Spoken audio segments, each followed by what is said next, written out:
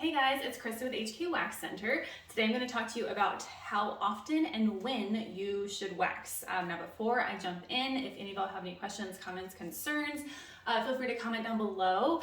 I'm always happy and excited to communicate with you guys and chat with y'all, so I would love to answer any questions that you have. And then in addition, if any of y'all are licensed estheticians or cosmetologists, or currently enrolled in SD or Cosmo School, and you're on Facebook, then feel free to join Wax Club. It is for pros only or pro students, but it is a great group of people that are always very helpful and kind to one another, so feel free to join Wax Club.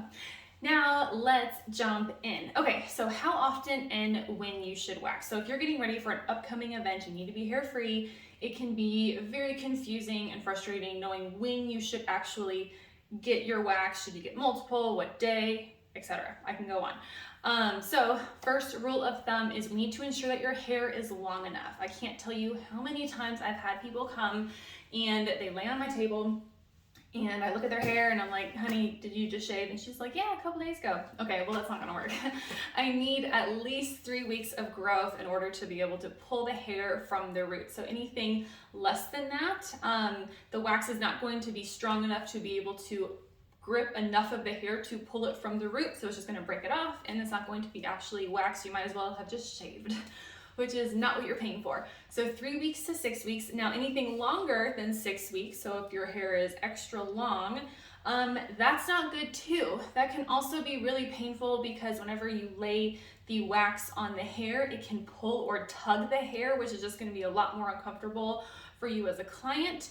And then in addition to that, you also might have multiple hair growth cycles coming in. So some hairs might actually be short and some are long because your hair is at different stages of growing in, which is not good. So again, between 3 and 6 weeks, it should be about 1/4 of an inch or the grain or the size of a grain of rice. It's a kind of a good rule of thumb.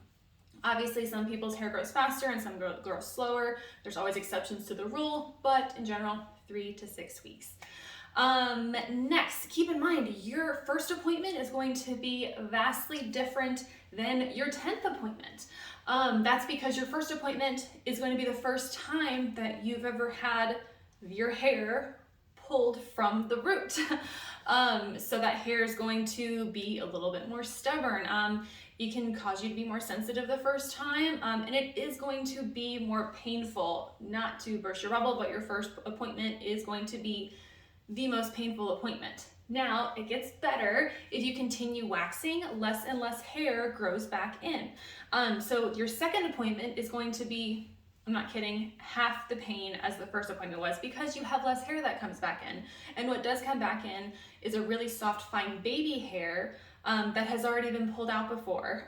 So it's completely different. It will get so much easier. And if you stick with it continuously, less and less hair will come back in, making each one hurt less and less, which is absolutely amazing.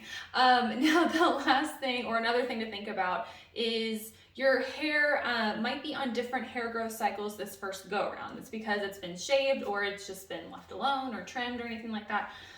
So we need to train your hair into getting it on multiple hair growth cycles, or on the same hair growth cycle. This can take about 2 or 3 waxes in order to actually train your hair to do that. So the first wax you get, there is a chance that not all of the hair is going to come out on that first wax because you could have hairs at different lengths of the cycle.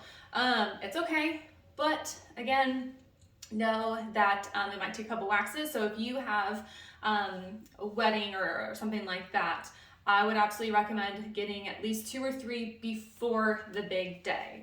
That way you've allowed your body to fully get everything on the same page. Less hair will come back in, so it will hurt less. This is why it's so important to stick to a schedule. Once you start waxing, do not stop, do not shave, put that razor down. Leave it alone, throw it away. So stick to a schedule and get waxed a couple appointments prior to the big day. In addition to that, say you didn't listen to me. Oh, well, Kristen, my best friend's bridal shower is next week and I am gonna get my first wax then. Okay, well, that's okay. It's not the end of the world, but at least get your wax 2 or 3 days before that appointment, that day. That way you have allowed your body to calm down and settle. We are causing trauma because we're pulling your hair from the root.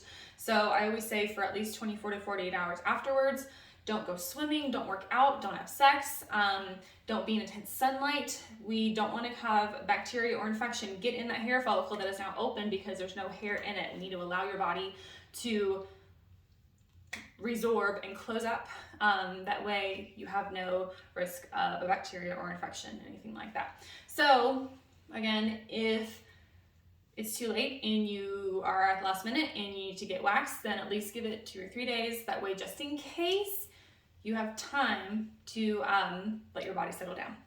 Hopefully this helps. Any questions, let me know. Again, thank you for watching. I'll see you next time. Bye guys.